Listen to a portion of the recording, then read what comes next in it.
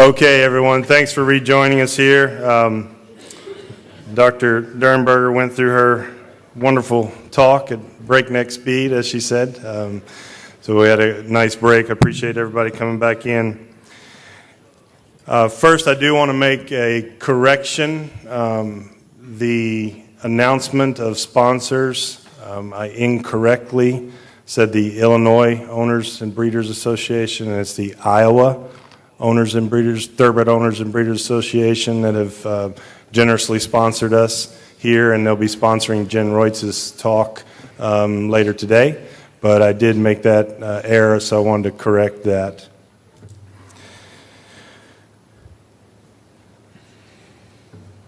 So once again, I have made it well known, I think, to everyone in our group and our affiliates that my goal in this position in helping put on these conventions is to try to accentuate the positive. I think that each of the keynote speakers that have joined us have always been those in the industry who have had positive foreshadowing, who have been able to move things forward, whether it be in the industry or personally. And this year, when I saw a lot of the goings on within the industry and then something popped up, I thought this year was very, very relevant to have our keynote address, but as a panel. So the Thoroughbred Idea Foundation, I think many of you or most of you are well aware of now, and I'll let them do a little bit more of the explanation, but it aims to improve the thoroughbred racing industry for all stakeholders. And I want to stress that all, especially its primary customers, which are the gamblers and the owners. I think that, and I learned this from conversations many years ago with John Nayrud. I made a comment that was quoted in the TDN during a rough time during the November sale, and my quote was, if we don't start breeding for the racetrack and stop breeding for the commercial sales ring, this industry is in trouble. And to my shock, I certainly would have not known Mr. Nayrud ever knew who I was, but gave me an extremely good compliment, and he and I developed a telephone relationship during my time at Adena and learned a lot from him. And his motto was, if you don't take care of the gambler and the owner, we have no industry. So I appreciate what the Thoroughbred Idea Foundation is doing. I think that their thought-provoking way of getting information out there is beneficial for all of us. So I'm going to introduce our speakers today along with our moderator, and then I will turn it over to them because I think that today's world and their mission and what they've done are going to be very timely for us and also very positive in finding ways to do things better. So Craig Bernick, he and I developed a friendship during my brief days on the TOBA Board of Trustees, but he's the President and Chief Executive Officer of Glen Hill Farm, breeding and racing operation based in Ocala, Florida. Corey Johnsen, who's we've brought back in off the bench, one of our keynote speakers in Las Vegas. Corey's latest entrepreneurial venture is helping the return to live racing at Prescott, Arizona, with Arizona Downs. He's obviously a veteran racetrack executive for the past 12 years and has been president and part owner of Kentucky Downs. In 2011, his implementation of the very innovative pari-mutuel technology known as historical horse racing has been a benefit to many of us in this room. Also, Mr. Jack Wolf has been a great mentor for me, and I think one of the things that I most respect about him is his initiative and, again, foresight in developing the TAA. But Jack and his wife, Miss Lori, they founded Starlight Stables in 2000 when they purchased 6 yearlings at the Tipton and Kentucky yearling sales. He's got a passion for horse racing with a high regard to the horse, which led him to the orchestrate, as his bio says, the TAA. He was honored with the Warner Jones Horseman of the Year in 2013. And then our moderator, Nicholson. Justin's been involved in the sport for in many capacities, breeding, operating, and owning and managing a racing syndicate known as AJ Suited Racing Stable. And then in 2011, I believe, had a syndicate ownership, 90 North Stable. But most of you may know him more frequently now as one of the co-founders of Equestricon, and I know that many of us in this room have taken part in that. National HBPA was one of the sponsors this past year when it was held in Churchill, or at Louisville. So I will turn it over to Justin, and I hope that you all enjoy our keynote panel. Thank you. Let me make sure the mic's working here. Thanks, Eric, for the introduction. It's a little different for me being on this side of a convention. I'm usually the guy putting out the placards and the water bottles and all this stuff for the speakers, so it's kind of nice to be on the other side of it. And I'm obviously honored to be joined by 3 guys who've been leaders in the sport in a number of ways. Eric obviously listed a number of their accomplishments. And so I kind of want to get right into the theme of the convention overall and this panel and the idea of finding ways to do things better in the racing industry.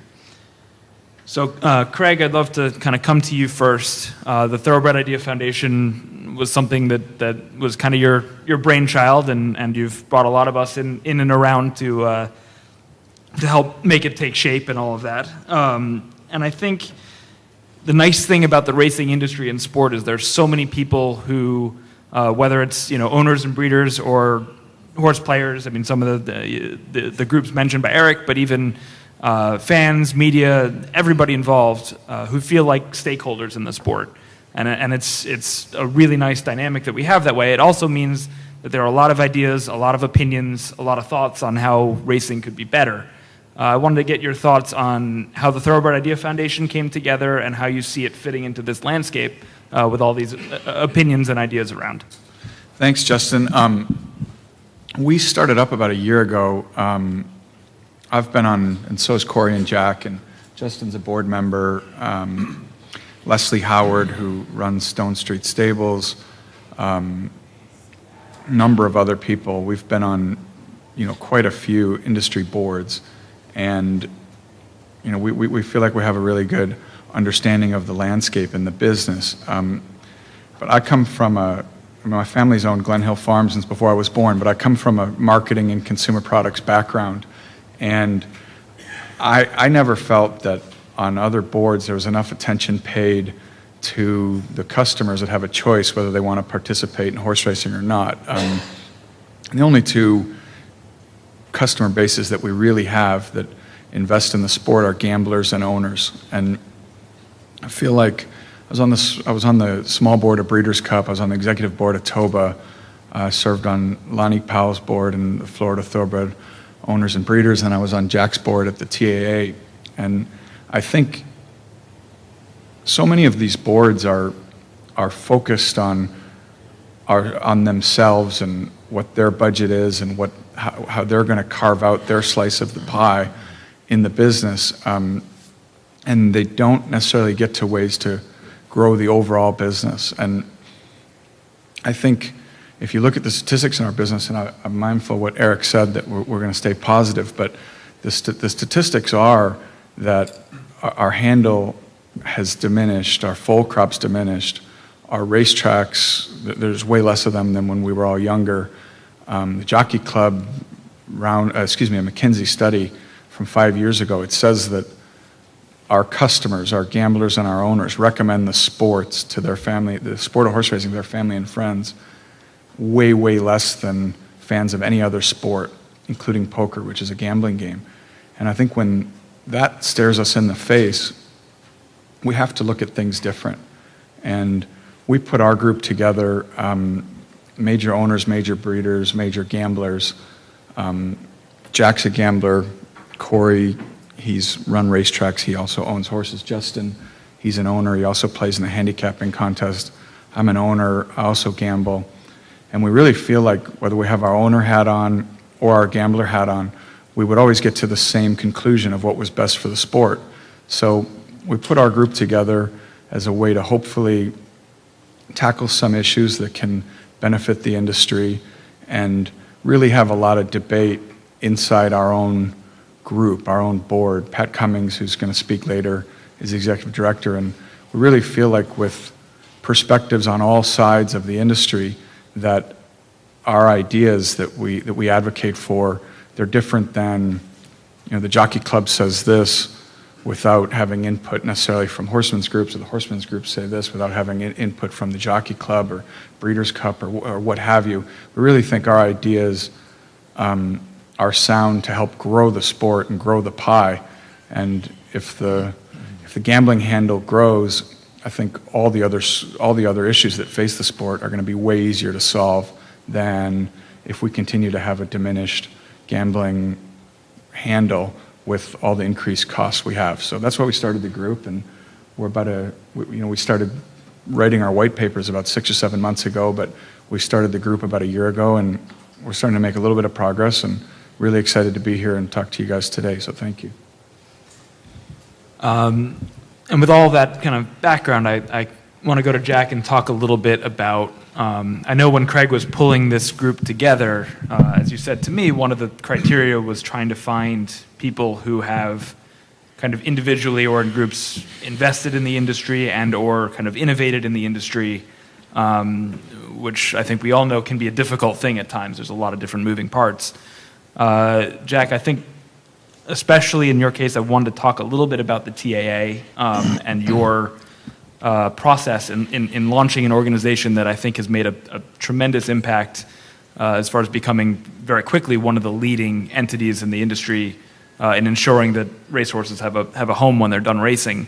Can you tell us a little bit about kind of what your process was in launching the TA and how you kind of worked within the industry to get a good thing done?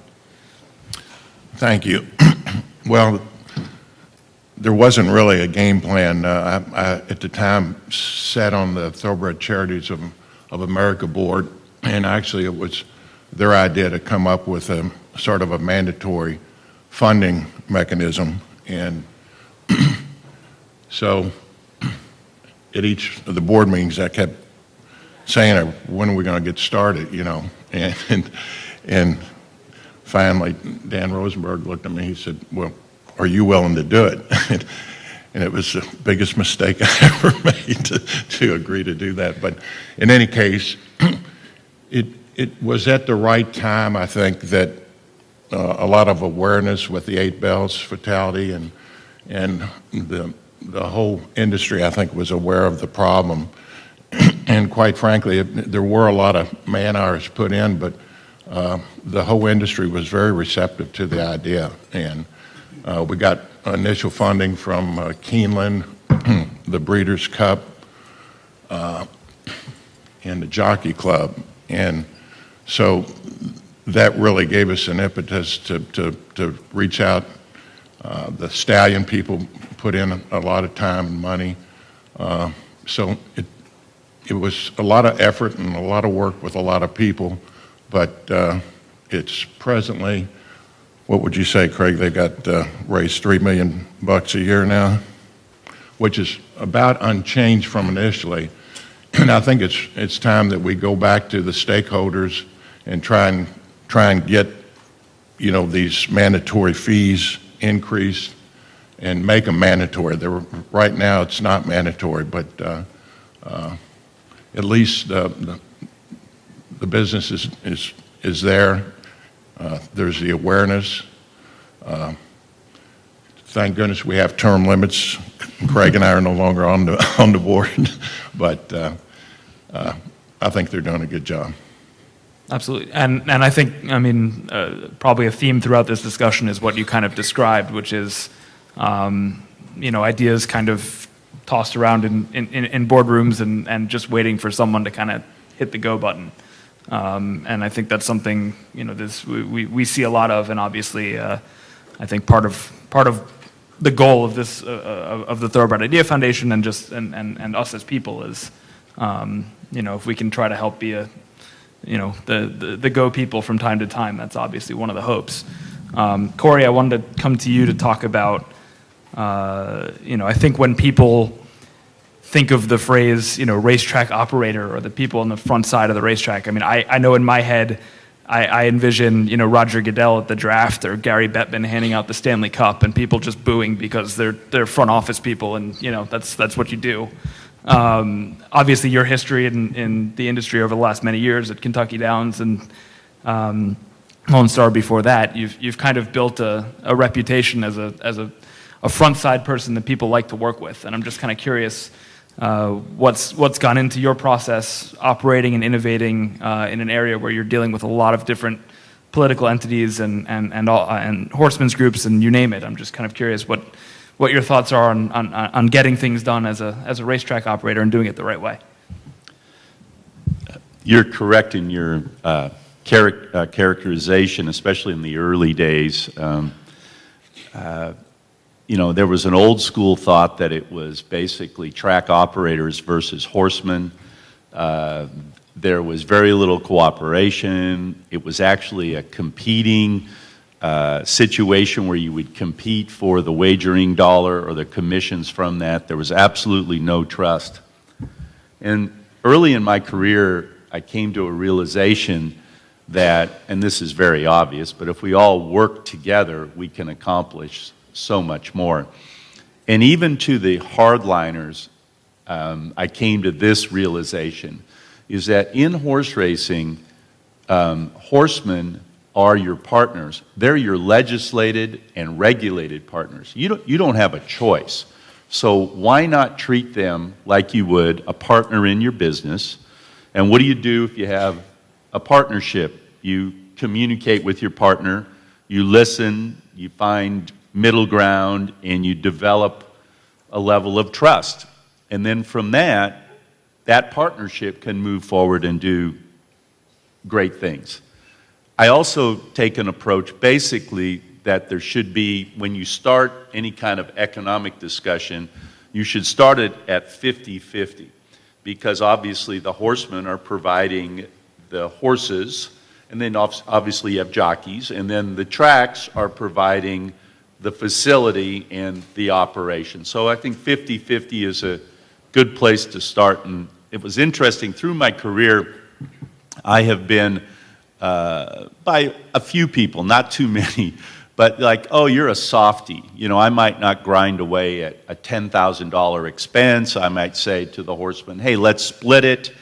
But looking back at my career, which is, I hate to admit, is 40 years, is that I'm very comfortable that the tracks I was at, we made money for the owners, my partners, and we also made money for the horsemen. And let me kind of give you a recent example that I think is noteworthy.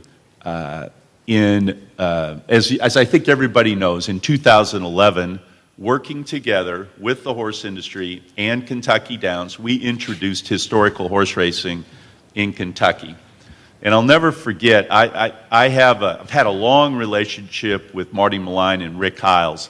And I went to them and I said, look, we've been losing money at Kentucky Downs for a number of years now.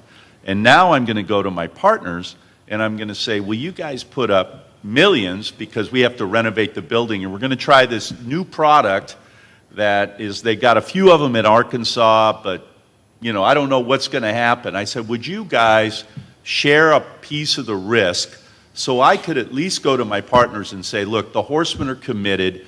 They are going to provide us with a small percentage of historical horse racing handle, that they would loan it to us, and is that okay? And so, as we all know, the rest is history. In 2011, there were $0 in Kentucky that came from pari-mutuel wagering on historical horse racing. 0. In 2019, that number for purses and KTDF is going to be more than $30 million. Well, I would contend to you that the relationship that I developed with the horsemen, especially Marty and Rick, and that level of trust that we had was a driving force to $30 million a year plus that's going into purses in Kentucky. So I guess, Justin, that's the kind of the evolution of my thought process. You know, and just to piggyback for 1 second off what Corey said, for me as a horse owner and a marketing person, I think the most impressive thing from the customer standpoint about what they did at Kentucky Downs is they also have the biggest fields, which they're turf racing and big purses, so they track that, but they have the best gambling product as well, the best takeout rates, for the pick four, like total industry standards. So lots of places where we get purse supplements, which we all need. You can really drive your business in the long term if you also provide a takeout for your customer at a really competitive way, and you can really help your horsemen with the big purses. But then, as the gamblers start to gravitate towards your product, you can really build that part of the business, which is imperative for the long term in the horse business. Yeah, and I'm certainly one of those people who's thrown a few dollars into the Kentucky Downs betting operation, and I think I got even more enthusiastic when I figured out where the finish line was, which took me a little while. It was a couple. There's always one more camera angle than you think, and you know it's as you say, big fields, good. You know, always prices and a fun product to play. So I wanted to jump a little bit into a different topic, which is the white papers that the Thoroughbred Idea Foundation has put out so far. There have been 4 on a range of topics, all of which I think we believe both important and hopefully some way or another, you know, we hope that there can be results or consequences down the line to the work that's put in. And I think probably the best way to introduce them, let Craig talk us through a little bit and the ideas behind them and what we're trying to do. Okay, I'll try not to take too much time.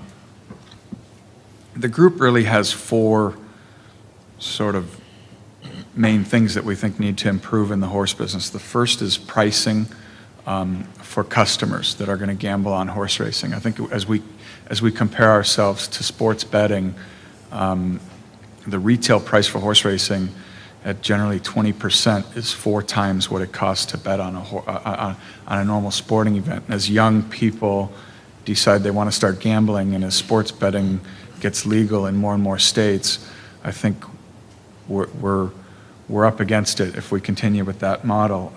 The second is through transparency. I think people invest with confidence in anything, real estate, stocks, whatever, including gambling, the more they understand about what's going on and so on and so forth. I think we need clearer transparency. I think technology and product development, there hasn't been enough innovation in our sport since I'm 40, so I started going to the track when I was 8, and it's actually not that much different. Some of the TVs at the racetracks are probably still the same ones. And then the fourth is actually access to information. I think when you look at the paywalls associated with horse racing, if we're trying to generate new fans to convert them into gamblers and then horse owners, you know, just to kind of come in and explore whether horse racing's for you is way more expensive than other sports and entertainment options. And I think that's something we really need to look at as a sport, because we always need to see how things translate to the consumer. So we've put out 4 white papers so far. The first deals with penny breakage. Horses pay rounded to the 10 cents for the dollar. So on $2 win, place, and show, or excuse me, $2 all mutual payoffs, we pay at 20 cents, 40 cents, 60 cents, 80 cents, or $1. And the paying is always rounded down. Historically, that was done when people lined up at the windows and bet, and it was a way to really make the make the lines get shorter so they weren't counting pennies and they can really make the thing going. But now with kind of 90% of betting being cashless, whether it's at the racetrack with a voucher or through an ADW or what have you, I think that's a really antiquated system. And we show in the paper that the churn that can be created through paying to the actual penny, the benefits to the industry are way larger than the rounding down and giving a benefit to the bet taker and in some cases horsemen's groups, and goes to purses or breeding associations. But we think on $10 billion in handle in the US, there's a minimum of $50 million in breakage. And we think if it was rounded down to the penny, that would create $250 million in handle. And we think that the benefits of $250 million in handle would reverberate through the business very well. And it would be such a sense of goodwill to the horse player, because this is almost a free square, like for people like them. It's easy to implement, and it keeps them in the game for longer, which you really need. The second white paper deals with transparency, and it may be a little bit in the weeds for some people, but it deals with stewarding and the decision-making, whether horses are going to be disqualified or left up. And the rest of the world has something called Category 1 rules. We have Category 2 rules. And I'm not going to get into what the difference is, but I think the rules are much clearer in Category 1. They're easier to explain to horsemen, jockeys, stewards, fans, and gamblers. And the rest of the world really uses it.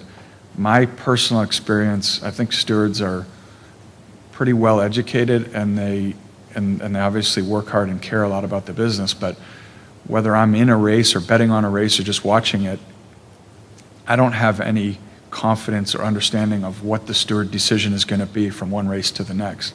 And I think that's pretty common amongst people that are involved in the sport. So we did a second white paper on that.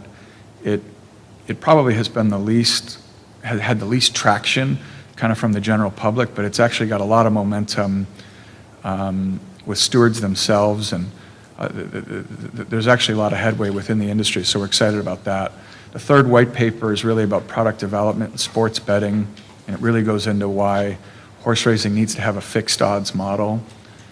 Customers want a fixed odds model, especially for win, place, and show wagering.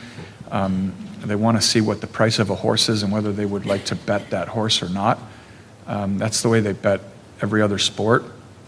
And as we, pari-mutuel is a great system because, we all know how it works. But with the advent of technology and so many of the bets coming in the last minute, it's very hard for a player to make a bet if a horse is 6 or 8 or 10 to 1, and then see that horse go off at 4 to 1 or 9 to 2, and have all the value evaporate in the last minute or 30 seconds before the race runs, or kind of 1 second before. So we really think we need fixed odds, and we think sports betting is really going to affect the way customers look at horse racing, and we go into detail why our pricing kind of at a 18% takeout on 16, 18, 20% takeout on a lot of win, place, and show wagering before rebate is really out of touch.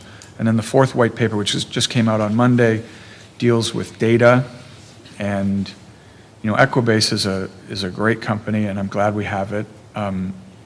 It's got a ton of statistical information that really wasn't compiled in one central place before they launched, and it's a really profitable company for the Jockey Club. We don't think that that data needs to be free because the Jockey Club or the owners of Equibase, which are the tracks as well, are keeping that money. We think it needs to be free because that's what consumers need to have if they're going to start to bet on horse racing. And we think if the data is available and free for the upcoming races, once the overnight comes out, put the past performances online in kind of a basic way for free, we think we'll grow more customers. And that's not to say that groups like Daily Racing Form, Thoroughbred, Ragozin can't still charge for their premium product, but the the basic information, which is the time of the races, the running lines, the condition of the track, and so on and so forth, for all the horses in that race, should certainly be free and available for customers. And then a Beyer speed figure or a Thoroughgraph number or a Tomlinson rating, that's kind of their secret sauce, plus the format that they put the races out in. We all think that those businesses should continue to exist and they should continue to be sold to customers. But the basic data should really be free. And we compare that white paper, and frankly all four of them, we really try to look at it from a battling for customers' perspective versus kids that might bet on basketball or baseball or football or play fantasy sports. So those are the four papers. They all have some traction. People have been receptive to the ideas, and we'll continue to write them, new ones, and advocate for the four that we've already done, and continue to explore more ways. So that's kind of the group and what we've done so far. And Jack and Corey, I want to kind of let you guys weigh in however you'd like. Obviously, there's a lot of material we just kind of laid out there. So anything that sticks out to you as issues we can work on, or which of these papers you kind of gravitated toward? Well, I think Craig covered it pretty well, but the proof is going to be in the pudding. And with these ideas and white papers, we're going to have to find a way to execute some of these changes and get the industry together to agree that indeed these topics should be addressed. And I don't know how the Horsemen's group sort of fit into that scenario, but I'm sure there's a way that you guys could be very instrumental in creating change. But that would be the only thing I've got to add. Corey? Okay. Just a couple of comments. The Equibase situation, I provide a little insight to the group on that. I was the general manager at Remington Park. At the time, the president of Remington Park was David Vance. He was also president of the Thoroughbred Racing Associations, which was an organization that actually had some clout in the industry back in the 90s. And they looked at our situation and they said that, well, the daily racing form has all our information and data, and without information and data, how do people make wagers on it? And we need to do something. So there was a number of people that came together and they formed Equibase. And so Equibase is one of the best things that's happened to our industry in the last 20 or 30 years. I think it was clear, but the Jockey Club is kind of responsible for Equibase. They do a great job running it. And I think 1/3 of the profits go to the Jockey Club and 2/3 go to the tracks. So let's just say, looking at some of the background with Equibase, let's make a guess that Equibase churns out $4 million a year in profits. That's split by the Jockey Club and the tracks. So I'm going to do some easy math. Let's just say that we could move the needle and increase handle $100 million by making data more available to our fans. Now, that's an assumption, I understand that. Well, with takeout, you probably have $20 million that, is in commissions, right? $20 million. So I think anybody would take a $4 million investment to then make, $16 million on that. And I think it could be much more. So I think that's where but then what we have to do is we have to work with the tracks, Jockey Club, and figure out the best way to implement this. But I would contend that we need to do something, and I feel very strongly about this latest white paper. I think we're going to talk about this in greater detail, but our third white paper was discussing sports wagering and the wake-up call that it should bring to the horse racing industry. We've had a virtual online monopoly to gambling. We all understand that. And now That's going away. That online monopoly is going away. So we're going to have to compete with people walking around with their phone, making sports wagers on their phone. So we can look at this as a negative, oh, woe is us, what are we going to do? Or we can rise to the occasion, come up with some new products, and be part of this effort. And so I think that I would strongly recommend that obviously you read all 4 of them, but especially that third white paper on that sports wagering, and it is coming. I mean, there'll be, I believe there'll be 20 states that will have legalized it by 2020. So I guess there's my comments on the white papers. You know, in 2020, when sports wagering might be legal in 20 different states, if the Denver Nuggets play the Orlando Magic and the bet's made in Pittsburgh, that's not going to help purses in Pennsylvania racetracks. Like this isn't you know, we're going to get a big piece of this action. If like ADW doesn't say horse racing, it says advanced deposit wagering. So that's legal, and the sports leagues are very well organized, very well funded. Their owners own fantasy app sports betting companies, and I mean they think that sports betting, I mean Mark Cuban believes that sports betting will double the value of professional sports franchises. So, you know, this is a tidal wave for horse racing as it fits for the way consumers are going to look at our business. So I agree with Corey. I think it's a really good paper and really important, and hopefully represents an opportunity as well that we can make our sport more appealing to customers that want to gamble and look at it from their perspective. And I think if that happens, we all believe horse racing is the best sport. It's the best thing to gamble on. It's the most challenging, and there's way more races than NFL games in a season. There's 100 times more horse races than there are NFL games in a season. So there's a lot of betting opportunities.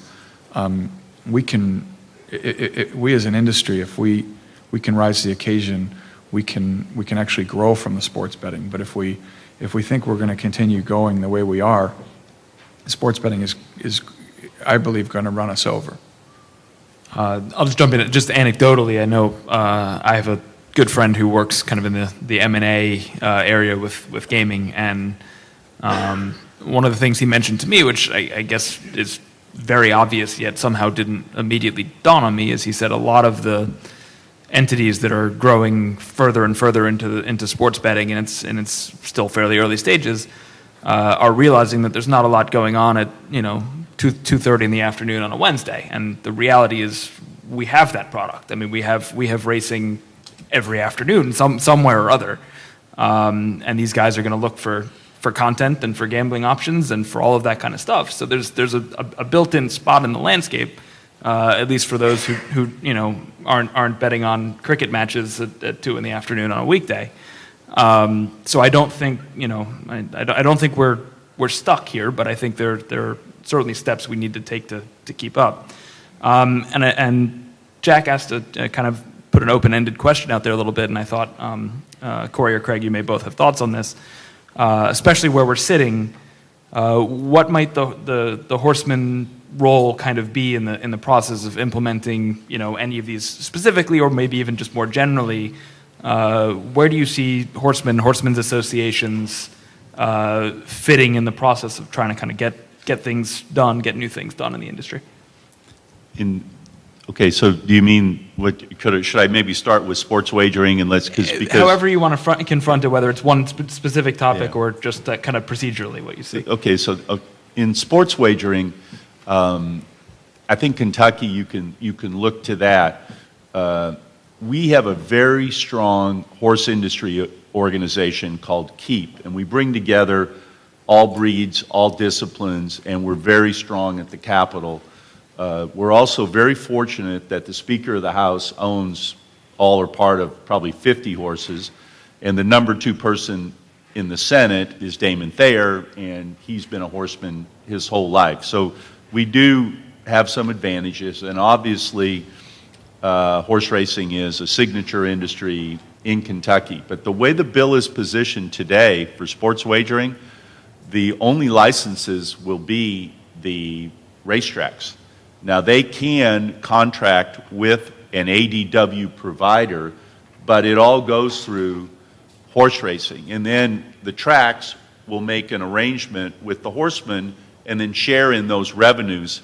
And what you'll find, as we've talked about, the takeout's low, the actual final dollar amount may not be that great, but what it does is, and any casino operator will tell you this, it drives traffic to your facility, and then they can play the other games you have to offer, be it live racing, simulcast racing, or historical horse racing. Just imagine if we were to get sports wagering in Kentucky and just take Kentucky Downs. Kentucky Downs would be Nashville's sports book. So think of the thousands of people that would come to Kentucky Downs to bet on sports, because I'm making the assumption that Tennessee won't pass it because they're a very conservative state. That brings thousands of people to Kentucky Downs. And of those thousands of people that walk through the door, we know that 25% will pay historical horse racing, and that's where we all share, and we increase purses and we share in those revenues as well. So I would say that the first thing is to put together an industry organization, and in some states it may not be practical to bring together all breeds, all disciplines. I think it's a good idea, but come together with your horsemen's groups, understand the economic impact factors, use agriculture, jobs, and all those arguments with your legislature. Get first in line and make sure that you don't get left behind concerning sports wagering. Now, some states, you have a strong Native American gaming presence, and I think probably most people in this room have dealt with that situation. Well, if nothing else, if you get in there early and you've got a strong presence, at least you can be part of the situation if and when sports wagering is passed. So that's a kind of a specific answer. Justin, is there? No, that's perfect. I just kind of wanted to go through the process a little bit, so that's great. Corey and Justin are much better at process. Jack and I are much better at ideas. So this is good. This is a good panel. Yeah. So then I'll throw one out that anyone feeling ambitious can take on here. I think in the context of just the timing of right now, it's worth discussing a little bit, and I know it came up in the previous presentation. In the last couple weeks, obviously the Santa Anita news has kind of been out and about.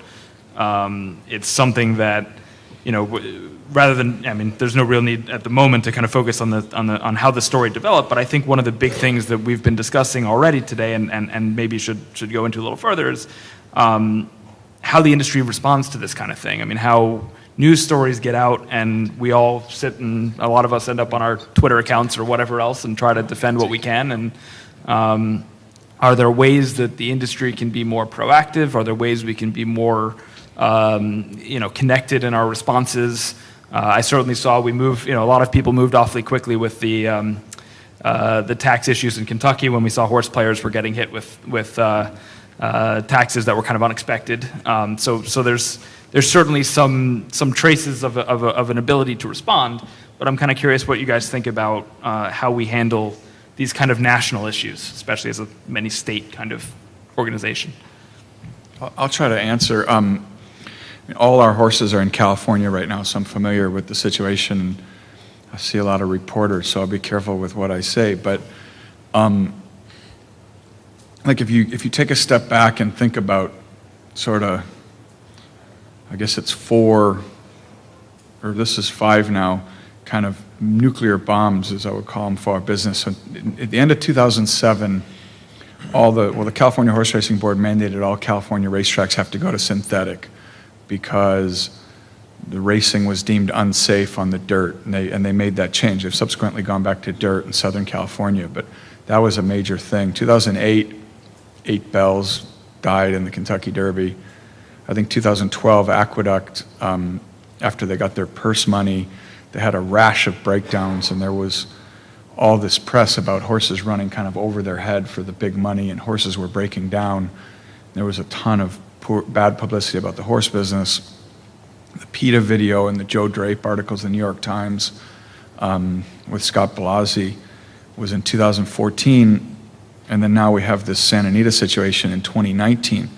And, you know, we all want more press around the horse business, but, you know, we want that when there's Derby and Preakness winter, and why aren't more people talking about the Belmont? And it's disappointing that as an industry as a whole, you know, we haven't handled this situation well enough to the outside world.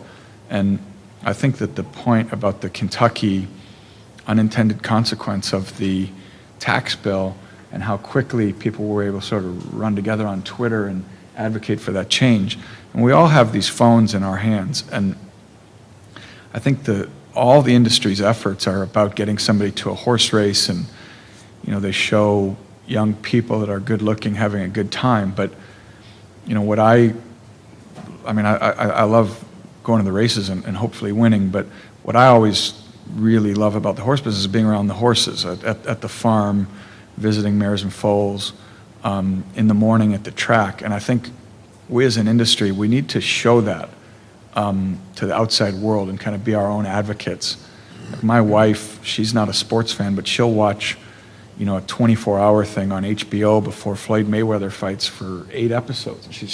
She'll watch it because she really sees the process and the behind the scenes, and, you know, the training and the promotion and them with their families and all that stuff. And I don't think we've done a good enough job of really getting ready for that. And then Santa Anita specifically, you know, you've got, Glen Hill Farm has raced all over the country, so I think everybody thinks their issues are unique to them, but the issues in California are a lot of the same issues that we had in Chicago, where I'm from. You know, we had a horseman's group, a racing board, and a racetrack owner that they literally hated each other so much that they wanted to see almost the death of each other and try to grab more of a slice of what was left in Illinois, excuse me, than trying to advocate for the industry itself and grow horse racing at Arlington Park, which is probably the best, you know, it may be the best facility, at least the front side, that we have in the whole country. And in California, you know, you've got the trainers organization, the owners organization, the Stronach group, and the horse racing board, and they just aren't working together, and they go back to their own, you know, their own corner, and they just scream louder and louder and louder about what they're saying. And, you know, the circus is gone. The dog racing in Florida, you know, they voted to get rid of it. SeaWorld is in trouble. I mean, if we don't, whether we think horse racing is unsafe and we've done everything we're supposed to do, the message to the public is something that, like, wherever you sit, it's very, very crucial that we get right. And I think that's really the main thing they need to do in California. Anecdotally, like Justin's word, you know, Tom Proctor, who's our trainer my whole life, he's probably spent 45 winters in California. He said there's been 4 or 5 like this from a rain standpoint, but they didn't have a day over 70 degrees in the whole month of February, which had never happened in recorded history in California. They had a month where it didn't hit 70. So they have cold weather, and the track's never dried out. People train the horses fast in California. The tracks are bad, so they want to get out there when they have the good track. Maybe they don't warm up. I mean, there's a lot of things maybe percolating, but the result is that there's 5 news crews every morning in California, and they're not looking to talk about how, you know, Improbable and Game Winner are the 2 favorites for the Kentucky Derby. They're talking about our issues. So, you know, we really need to, in issues like that, put differences aside and really, really work together, because it's the only thing that's gonna help the business. Justin, I have a thought on that. Sure. And I'd like to, I guess, make a recommendation to the industry. And probably, I'll bet you that there isn't more than 20% of the people in this room that have even heard of Thoroughbred Racing Communications, or TRC, which was an entity in the 1990s where they had an office in New York, and their sole job was to work on horse racing publicity on a national level. Tom Merritt ran the office. Bob Curran worked there. It was a tremendous staff, and every day they tried to get publicity for horse racing, and they did a great job. And then what happened is when the NTRA came into being, they said, we got it, we'll handle that. And I should back up, the TRC was funded by a variety of groups, and there was actually a board that kind of managed what they do. It wasn't anything particularly complicated, but it was basically a half a dozen people, and every day of their life, they got up and they said, how can we get good publicity, for horse racing? And then obviously, if there was a crisis, you had this group, you had Tom Merritt, who could be a spokesperson, who could provide information and training or whatever to the track people or the horsemen or whatever. It was a great entity. And I would call that we need to bring that back. And I started my career in horse racing in publicity at Turf Paradise in Arlington Park. And it's important that we handle crisis, but it's also important that we get positive publicity about our sport. And I had a marketing veteran tell me, he said, Corey, think about this as kind of like your checking account. He said, what you do is you build up funds in your checking account. You might save a little bit, you might do this and that. You put that money away because probably in the future there'll be something unforeseen that you're going to have to write a check for. So you've got something in your checking account. When you have that unforeseen thing, like breakdowns at Santa Anita, 8 bells, you write that check and you've still got hopefully some money left. Well, today, what's the checking account balance for horse racing? I mean, prior to Santa Anita, it was zero. We had nothing. We have no organized entity going out there and getting us any kind of publicity. So when we have to write the check, we don't have any money in the checking account, and so we get all this bad publicity. And it's, as Jennifer described it earlier today, it is a serious situation now, and we've got to do something. And what's interesting about this is I happen to know people who run different organizations. We probably have 15 people working for different organizations in kind of publicity and social media and that kind of thing, meaning Jockey Club, Breeders' Cup, NTRA, horsemen's groups. I mean, Jenny's here, she does a great job for HBPA. I mean, one of the positives, just a little anecdote about Kentucky Downs, is that Jenny and our group, my son CJ and others, did a great job spreading the word and letting people know that we have a low takeout at Kentucky Downs, great turf racing, come enjoy our sport. So our checking account was full, and that message was out there. Well, I'm contending to you that if Jenny Reese, and you put 6 other Jenny Reeses out there, and you get out there and you start hustling and really working hard, getting these great stories that everybody in this room knows are out there in the national media,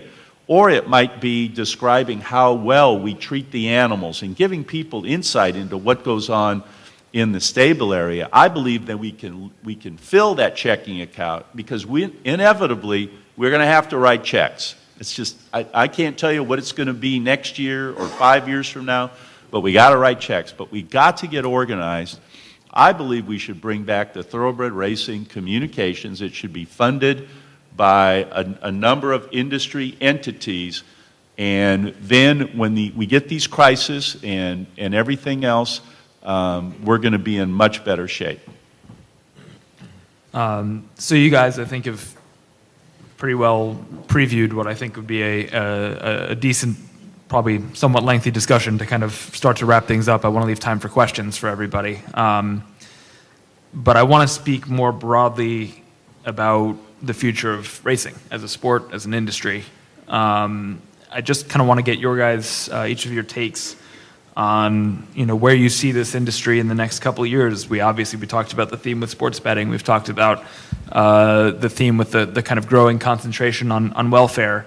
There's some pretty big existential level questions, and I'd love to get your takes, whoever wants to jump in to get us started, on where you see this sport in a few years and what we can be doing to try to make it better.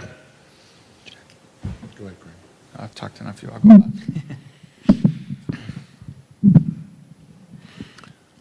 I think horse racing will be around. The economics as an owner probably doesn't make much sense, and that's one reason why we formed a partnership to defray the risk and the overhead. But as far as the economics improving to a level that it makes sense, I don't see that happening. But in any case, I think the business will be around. Hopefully the full crop is still in decline. Is that correct? No, it went up. Okay. No, it's down. But I'm positive that the business will be around. And I thank you guys for inviting me over here, so I'm not over at the sale spending money. So, what do you think, Corey? We had a meeting at Saratoga, and we were actually sitting around a campfire, and Craig asked the question, what's important to you in the future of horse racing? And it was really interesting. We went around that group. There was probably a dozen of us sitting there. And the individual who had the most wealth in the group, the first thing out of that person's mouth was, we need to create more money. We need more revenue. And we do. Now, everything I think we're talking about is let's increase revenue, because we all know the costs are going up. We need more owners in the game. As Jack said, it's not exactly the best business model, but I think that by working together, we can improve things. I know John Marshall's here. He's going to tell us about Virginia. That is a tremendous development for our industry. What's going on in Kentucky is tremendous. And some states are in a tougher spot, but there was no place tougher than Kentucky in about 2009, when we just got our hat handed to us when we were all trying to get casino gaming. And purses were at kind of an all-time low, and everybody had their head down, but we just kept working together like they did in Virginia. They had a great relationship between the horsemen's groups and especially the new track ownership group, and they got it done. So I think maybe one other thing that we need to think about is, unless there's transparency and integrity in our industry, that's a problem. And I really think we've made a lot of strides in that. The one thing I would mention to you is, I believe that we do a good job in a lot of areas in the integrity, but I think we can really add to that by utilizing surveillance cameras. And I would suggest to you that maybe even the horsemen should combine with the track owners. And the cost has come way down. And if you want to really help clean things up and help actually the horsemen that may get accused of a bad test, but if you've got surveillance cameras watching things, it just makes it so much easier for everybody to surveil the situation, have fair decisions afterwards. And I understand that, because Kentucky Downs, we have more than 250 surveillance cameras, and it's been a tremendous asset to our operation. And then last but not least, Craig is correct that gambling provides kind of the foundation of our revenue. And I like to gamble too. I just haven't had time to do it, and it's a little difficult when you're a track operator. But I don't want us to lose sight of the fact that I think that there's some we have a great sport, and I feel like when people understand the sport better, that they're more likely to gamble more. And I'm not talking about, you know, Craig or Jack or me. I'm talking about the young person who's got their phone and they're looking at the scores and they're playing their fantasy sports or they're doing this. Why can't that be us someday? Because I think we do have a great sport, but we're not telling the sports stories to the people out there. And then I go back to Thoroughbred Racing Communications and getting that publicity effort out there. I mean, I think Corey's exactly right. Like, I moved my family to Kentucky from Chicago and Ocala. We're splitting our time, and we moved to Kentucky because this is the business that I'm in, and you know, I'm very optimistic for the horse business because I think if we present the business, or if we present the sport and the business to the general public in the way that we all understand, they're gonna like it. And I think, you know, from having been on lots of boards, the people around the boardroom table are very smart. They're very accomplished. They've built businesses. They've served their communities. And my personal opinion from sitting around some of those tables is that a lot of times they aren't given the best information about ways to grow the sport from the gambling perspective to lead us in the right direction, because they're worried about so many issues that we have. So that's really why we started this group, to try and really show other industry leaders, you know, a path to grow the sport, because I'm hugely involved in aftercare. I think Corey's idea for the TRC is a great one. Those cost more money. You know, those are going to cost more money, and we have to get the aftercare figured out. And clearly, we need to advocate for our sport every day, whether there's a crisis or not, and really build fans. But the best way that we're going to be able to do that is if we grow our sport.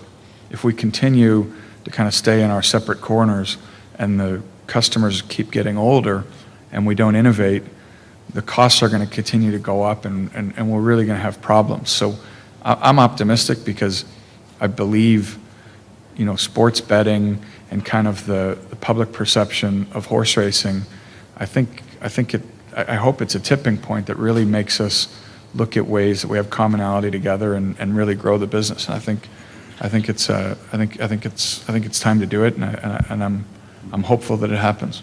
Craig, let me add one thing to that. In the old days when you were in publicity, you would want to advocate or communicate to people most likely to play your game.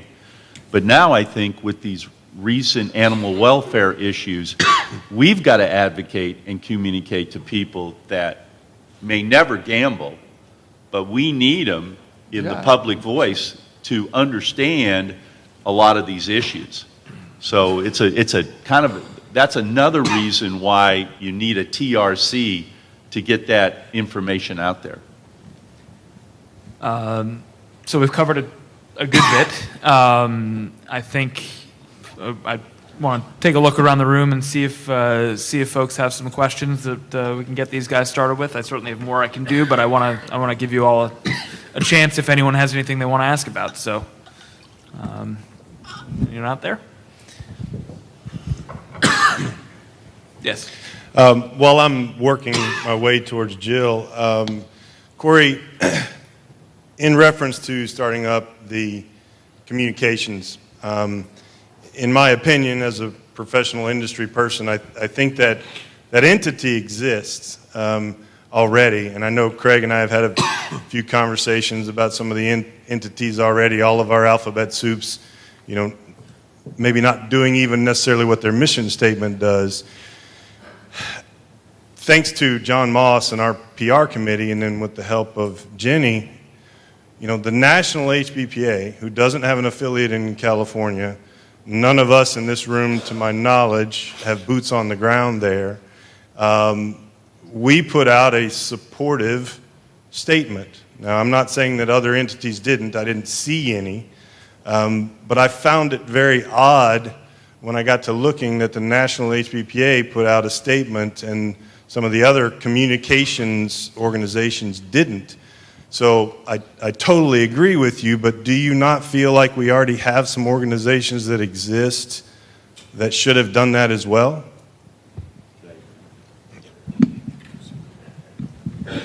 I think that's interesting. He takes my mic and then he asks me a zinger question. Eric, it's all about coordination. What my comment was, there's 15 people that are working on kind of national stuff, but there's no coordination, whatsoever.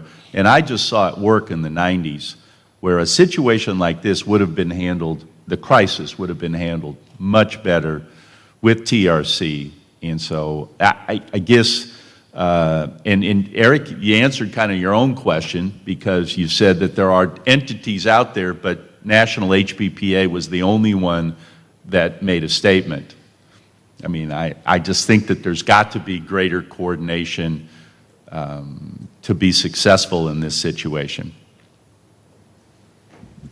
This is kind of, Corey, what I know you brought up and everybody on the panel, and especially right now as we're heading into our most visible time of racing with Triple Crown season, and NBC getting ready to do a lot of broadcast of races around the country and the Triple Crown specifically, is these behind-the-scenes stories and kind of getting proactive on showing what goes on behind the scenes. I think so much is spent on just kind of analyzing a race, handicapping a race to a public that we have a national audience watching who, that's more inside baseball. We have to get them interested first.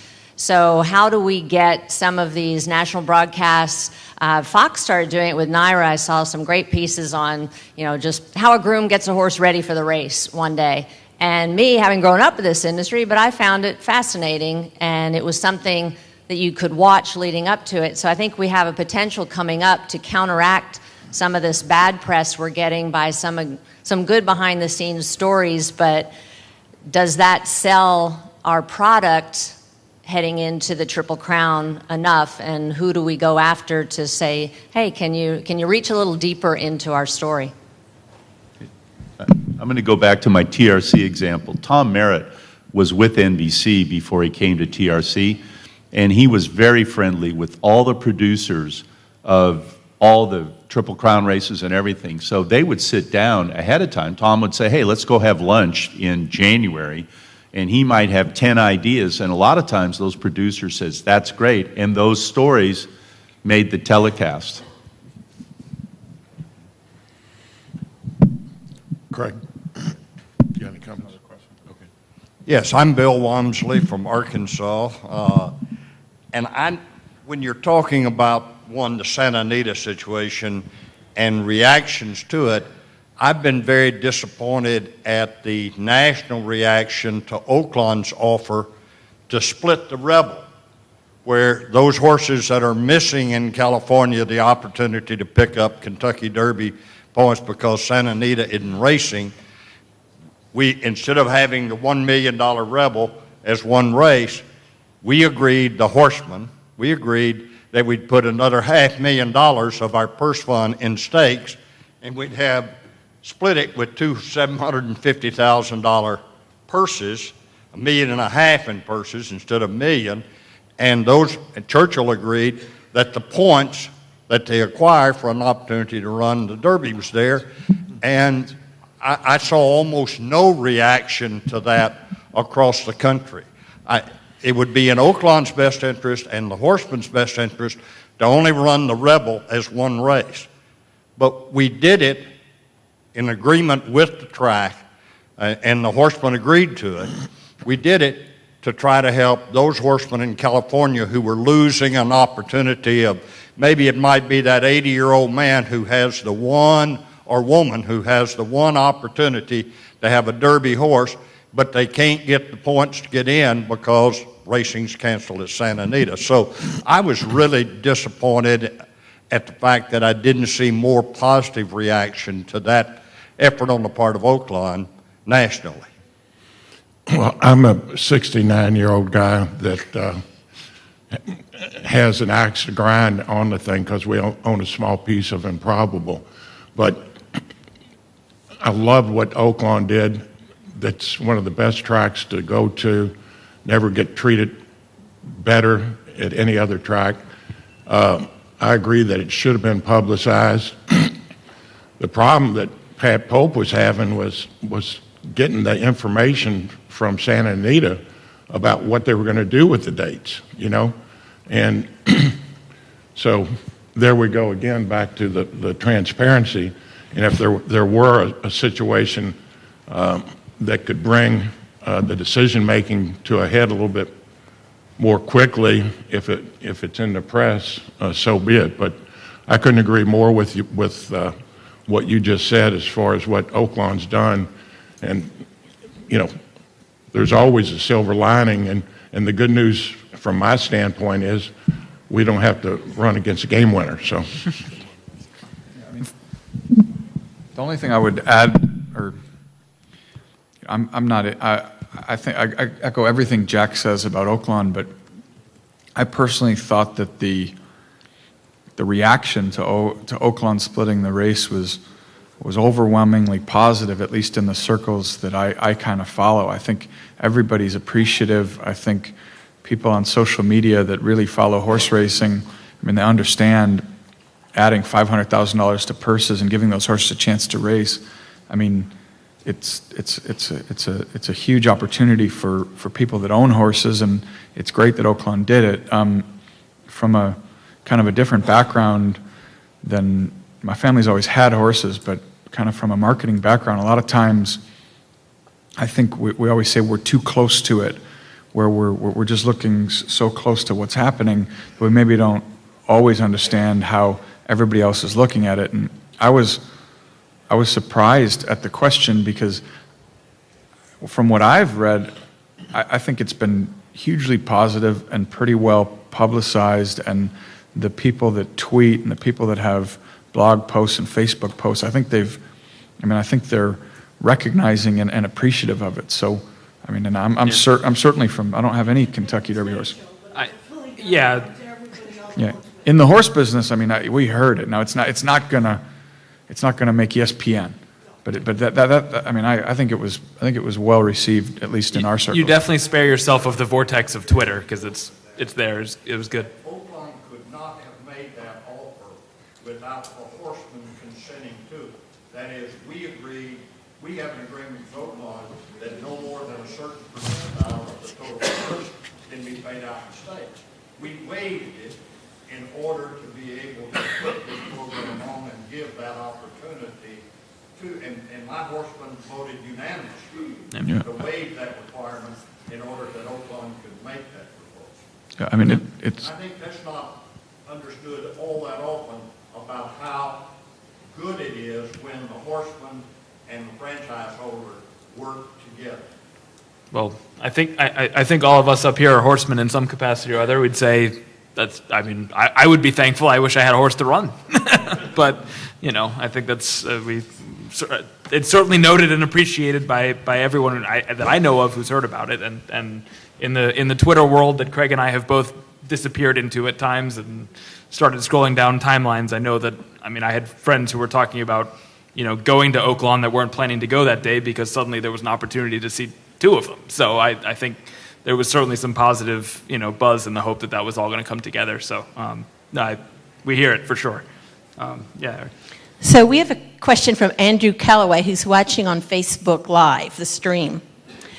His question is, like the communications, do you believe from a lobbying effort we need to be more organized nationally, as specifically relates to Illinois? Not always the local organizations have the financial and economic resources to make an impact. He's looking at it, the implosion of Illinois racing, and should the industry be able to step in and do more to try to save that important market for the industry? He goes, and human capital resources, Illinois is very important nationally, or could be due to the size and geography. So does the think tank have any thoughts on that? Yeah. So you asked, and Jenny, you know you're going to get me started on my developmental recommendation. Every sport that has a national office, they spend a lot of time in development. They try to look for new franchises, they go international. We don't do that. I mean, your question and the person's question is really well taken. Shouldn't there be like a national entity that has a budget and goes into different states? I mean, what are we doing to help Georgia get horse racing and simulcasting? Now, can you imagine if we could open up Georgia for betting on racing? What are we doing about making sure that our signal goes into Colombia or some other country? And because it takes a lot of work to really develop new revenue and new markets. So I think the message is well taken. I hope that someday we can come to that where we all work together to help a state like Illinois or help a state like Georgia and increase revenues. We have time for one more question.